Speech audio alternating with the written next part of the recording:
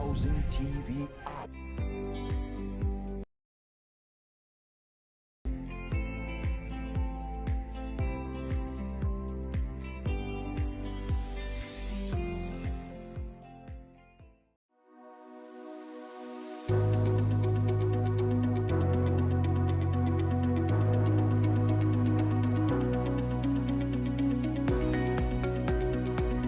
Hello there, thank you for joining us on Business News on Housing TV Africa. I am Maimuna Bagudu. Here are the top stories. World Bank grants Nigeria $1.57 billion to boost healthcare and climate resilience.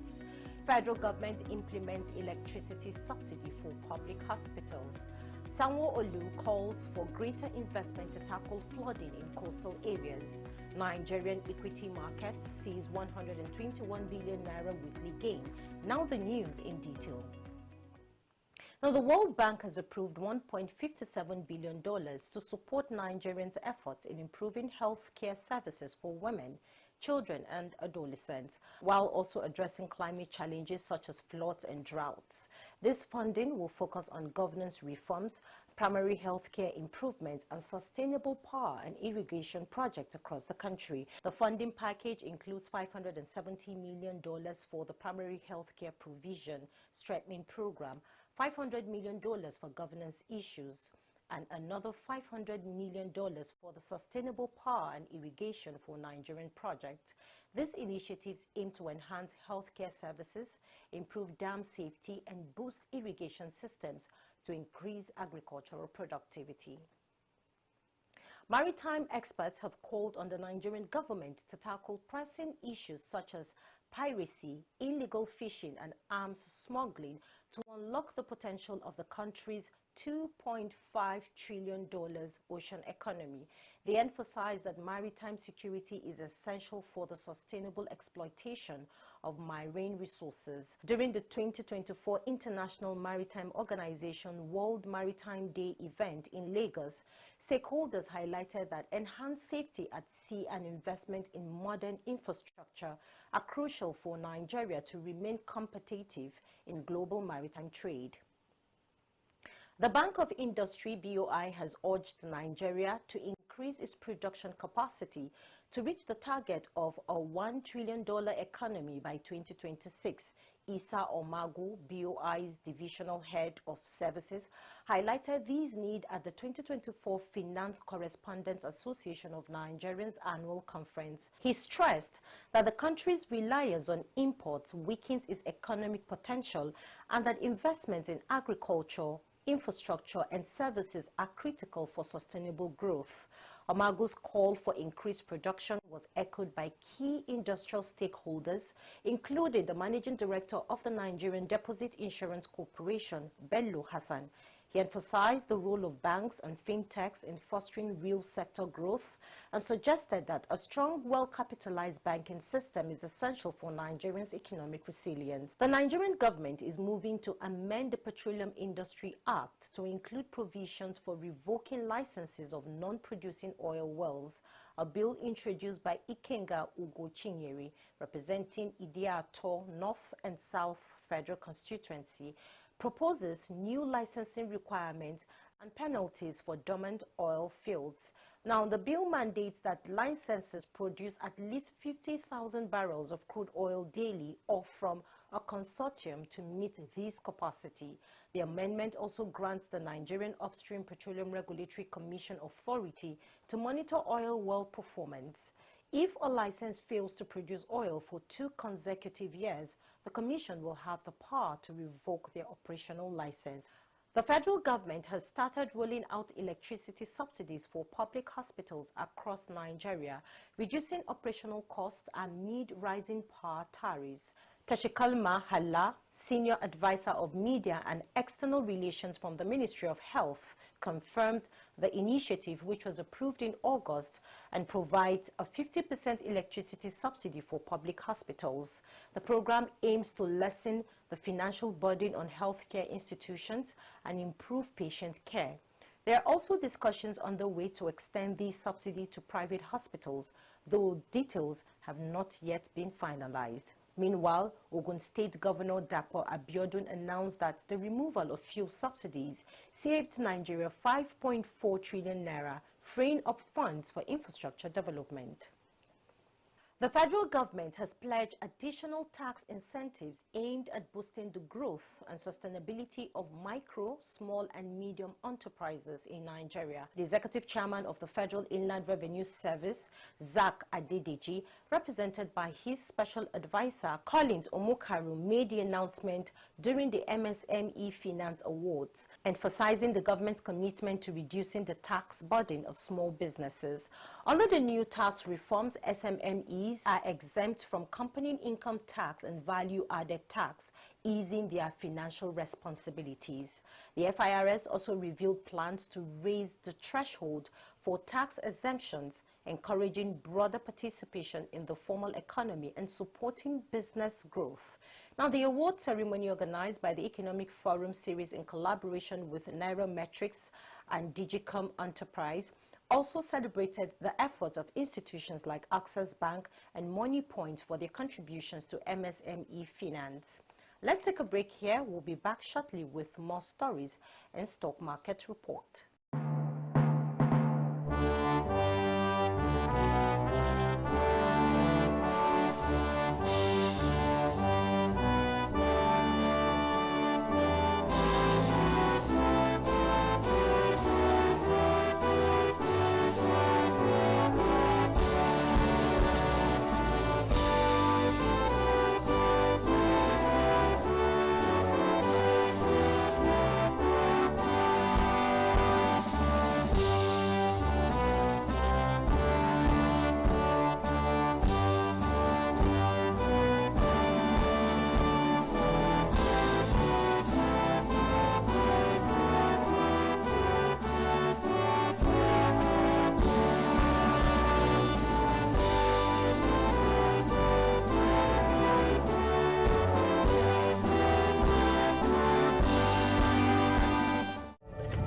Housing TV Africa, your first in housing development broadcasting. Welcome back. Now, Lagos State Governor Babajide Sanwo-Olu has urged for increased investment in infrastructure to mitigate the impact of flooding in coastal areas of the state. Speaking at the 2024 Real Estate Discussions and Awards, the governor emphasized the importance of building sustainable flood-resilient infrastructure, particularly in regions like Eco Atlantic City. Sanwo-Olu highlighted how technological advancement and shifting market dynamics are transforming Lagos' built environment, presenting both challenges and opportunities. He called for green building practices and flood defenses as part of a long-term strategy to address the environmental risk the city faces. Other speakers at the event echoed the importance of sustainable development and innovation in real estate, urging stakeholders to adapt to emerging trends in the sector. The Central Bank of Nigeria, CBN, has reported a surge in credit to the federal government, which rose by 11.33 trillion naira to 31.15 trillion naira in August.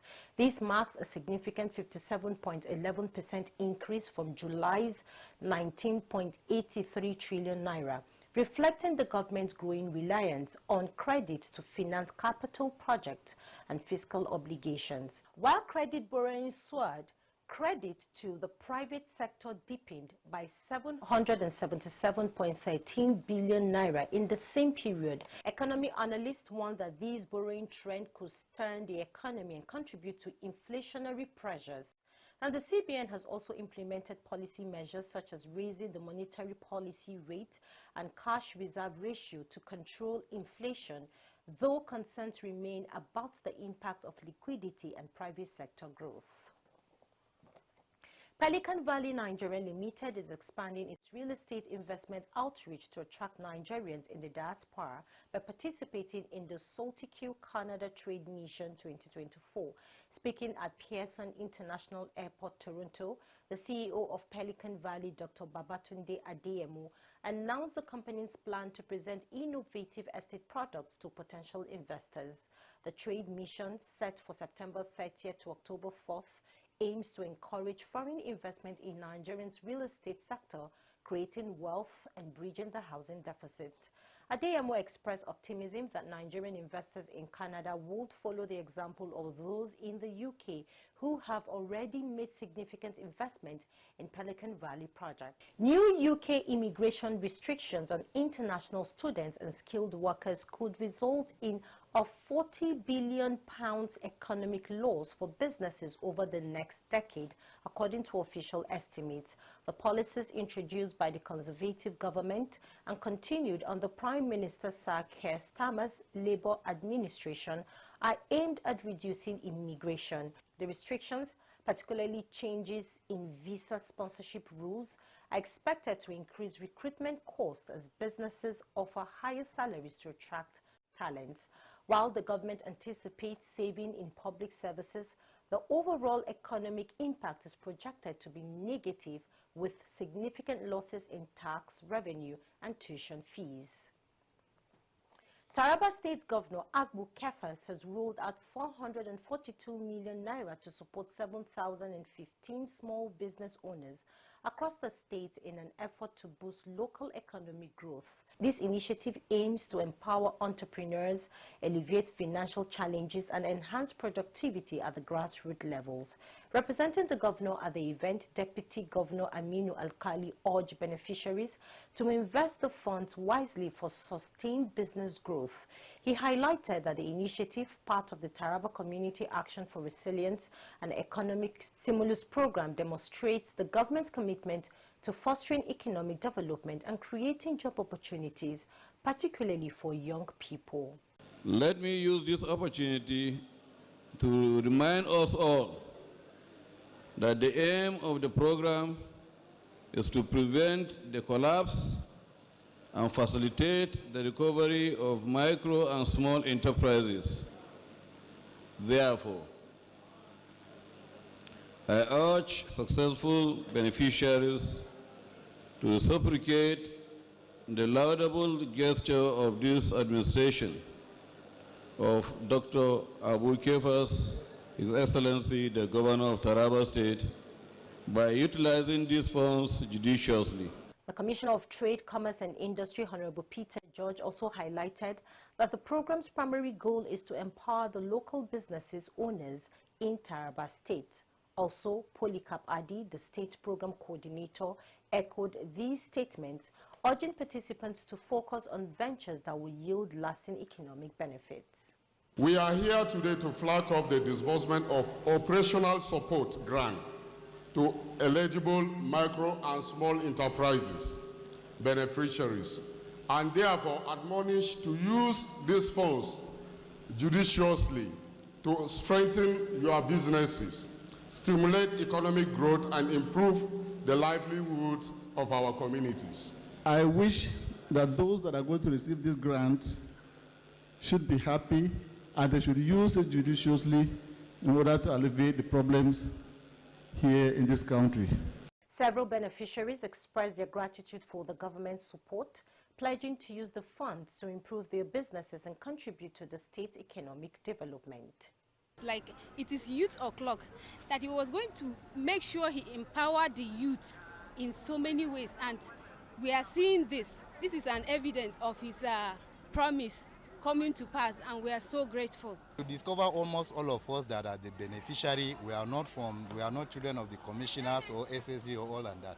So it's actually coming down to the grassroots, and we are so happy, and I'm promising God helping us that we will invest into our already existing business. With this financial injection, the Taraba government hopes to see significant growth in small-scale enterprises, providing a pathway to greater economic resilience for communities across the state. The Nigerian equity market recorded a gain of 121 billion naira last week, with the all-share index rising by 0.21% to close at 98,958.68 points. The market capitalization also surged, reaching 56.578 trillion naira over the week. A total of 3,318 billion shares valued at 45.911 billion naira were traded across 49,243 deals, marking a notable increase from the previous week's turnover. Now, the financial services industry dominated the trading chart with 1.430 billion shares worth 23.659 billion naira exchanged in 22,745 deals, contributing significantly to the total equity turnover. The oil and gas industry followed, trading 703.389 million shares valued at 7.323 billion naira. Meanwhile, the healthcare industry recorded a turnover of 411.489 million shares worth 2.896 billion naira. Top performing equities included Japol Gold and Ventures PLC, Mercure Industries PLC, and Fidelity Bank PLC, together accounting for 1.363 billion shares worth 9.472 billion naira in 4,050 deals. The Nigerian Exchange also reported that 45 equities appreciated, an increase from 41 in the previous week, while 33 equities declined and 73 remained unchanged. Despite the Eid al-Maulud holiday, the market gained 455 billion naira during the week. That's the much we can take on business news on Housing TV Africa. But before we go, a quick look at the top stories. World Bank grants Nigeria $1.57 billion to boost healthcare and climate resilience. Federal government implements electricity subsidy for public hospitals. Sanwo-Olu calls for greater investment to tackle flooding in coastal areas.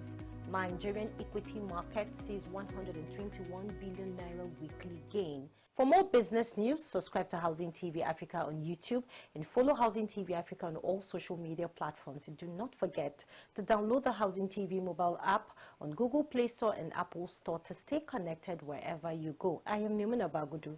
Bye for now.